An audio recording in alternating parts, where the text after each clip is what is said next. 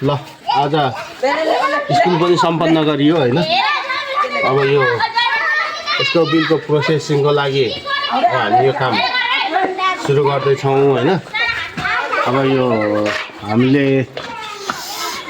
काम थालेको यो दशैं अगाडि देखियो, तर यो जेनजी आन्दोलनले गर्दाखेरि थोरै काम रोकिएको थियो, त्यो भएर अलिकति ढिलो भयो।